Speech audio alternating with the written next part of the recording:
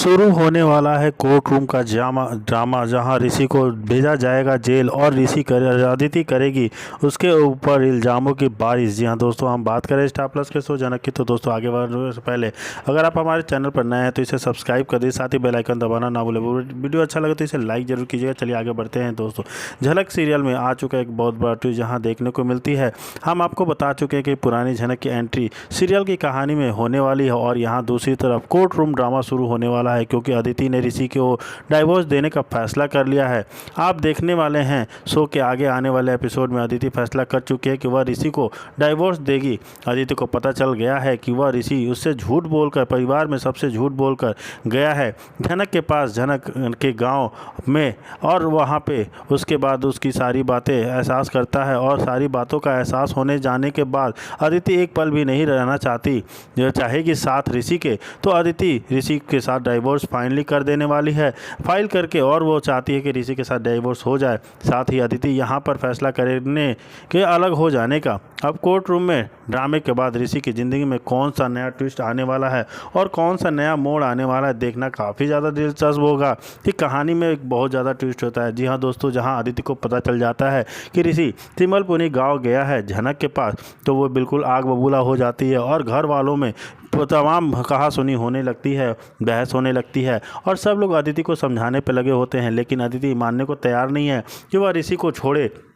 जी हाँ दोस्तों, वह नहीं चाहती कि ऋषि अब वो नहीं चाहती ऋषि के साथ इस बंधन में रहे और चाहती है अब ऋषि से अलग होना। जी हाँ दोस्तों, अब वो करने वाली है पुलिस कंप्लेंट, जहाँ पे ऋषि को पकड़ के ले जाने वाली है पुलिस। लेकिन वहीं झनक दोबारा बचाने आ जाती है ऋषि को कि ऋषि बेगुनाह है और उसने कोई गलती नहीं की, उसने मुझे बस सम्मान समारोह में मुझे सम्मान देने के लिए आया है। जी हाँ दोस्तों, पुलिस उसको माफ़ तो कर देती है लेकिन उसको कुछ दिनों के लिए हिरासत में रखती है। वहीं दूसरी तरफ अदिति ने फाइल कर दिया है डाइवोर्स के लिए। जी हाँ दोस्तों, अदिति चाहती है वो ऋषि से अलग होना। वहीं दूसरी तरफ दिखाया जाता है कि पूरी कहानी पूरी हो जाएगी। यह सब झनक को बेचैन कर देती है। घर के माहौल तनावपूर्ण रहता होता है।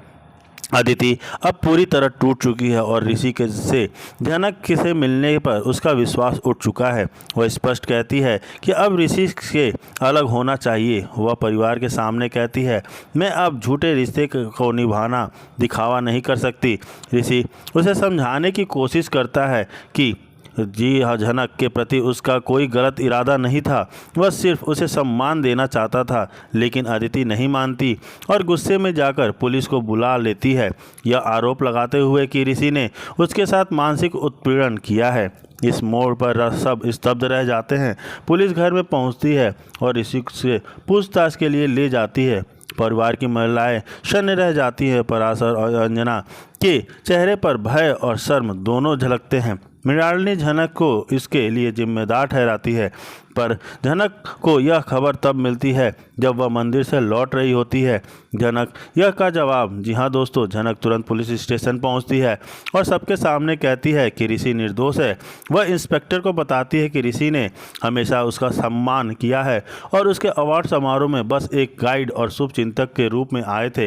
इंस्पेक्टर स्थिति को समझकर आगे की जांच का आदेश देता है, पर ऋषि को अस्थायी हिरासत में ले लिया जाता है। यह दृश्य बेहद भावनात्मक होता है। ऋषि और झनक एक दूसरे की आंखों में देखते हैं लेकिन चुप रहते हैं। एपिसोड के आखिरी के हिस्से में दिखाया गया है कि झनक उसी मंदिर में लौटती है जहां पंडित जी उसका इंतजार कर रहे हैं। पंडित जी उससे बताते हैं कि उसका जीवन एक बड़े रहस्य से जुड़ा हुआ है और वह रहस्य उसके पिता की पहचान से जुड़ा है।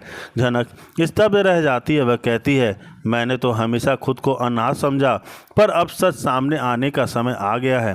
एपिसोड के अंत में फ्रेम में पंडित जी एक पुराना पत्र झनक के हाथ में थमाते हैं, जिस पर लिखा होता है, तेरी पहचान तो खुद नहीं जानती झनक।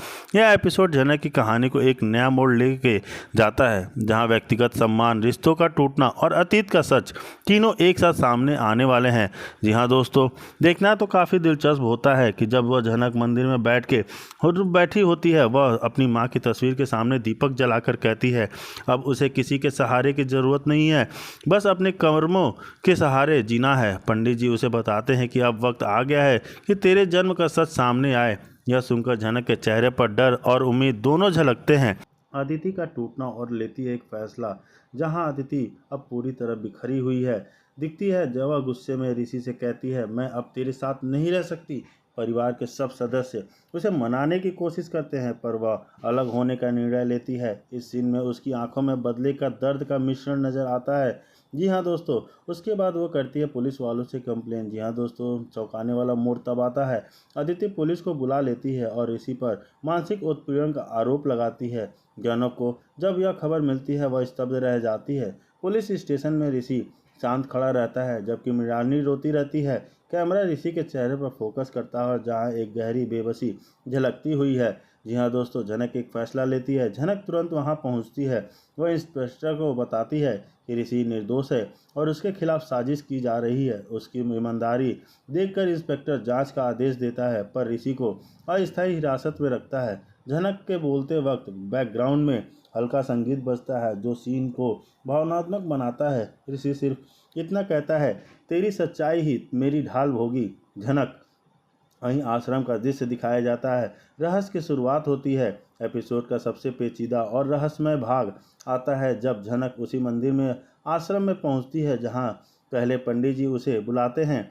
वहां एक वृद्ध साधु बाबा के उससे मुलाकात होती है। उसकी आंखों में दर्द और पहचान की चमक दोनों है। झनक उनसे अजीब सा अपनापन महसूस होता है। साधु बाबा कहते हैं, हमारा रिश्ता सिर्फ इस जन्म का नहीं बल्कि पूरे जन्म का है। पहचान की गूंज उसके सामने आती है। पंडित जी दोनों के साथ बैठते हैं और कहते हैं कि ये साधु बाबा वही व्यक्ति हैं जिसने झनक का खून का रिश्ता है। वही सभी हैरान रह जाते हैं। झनक अविश्वास में कांपती है, आप मेरे पिता? साधु की आंखों में आंसू बहने लगते हैं। वह शांत स्वर में कहते हैं, हाँ, पर मैंने तुम्हें खो दिया था उसी दिन जब दुनिया में तुझे ठुकरा दिया। जी हाँ दोस्तों, अनिरुद्ध की बेचैनी साफ दिखती है। दृश्य बदलता है अनिरुद्ध के घर। वह अकेले अपने कमरे में बैठा झनक की फोटो देख रहा होता है। वह कहता है, झनक, मैं तुम जरूर पहुंचूंगा। उसके अंदर की चिंता और झनक के प्रति जुनून साफ झलकता है। यह भावनात्मक सीन आगे आने वाले पुनः मिलन की ओर इशारा करता है। जी हाँ दोस्तों, क्लाइमैक्स में दिखाता है सच का सामना। झनक उसके पिता के बीच गले लगाने वाला दृश्य एपिसोड का चरम बिंदु है। बैकग्राउंड में झनक धीम म्यूजिक बजता है। झनक कहती है, आज इतने सालों बाद मुझे अपना नाम और अपना सच मिल गया। पंडित जी उन्हें आशीर्वाद देते हैं कि अब उनके जीवन का अंधकार मिट जाएगा।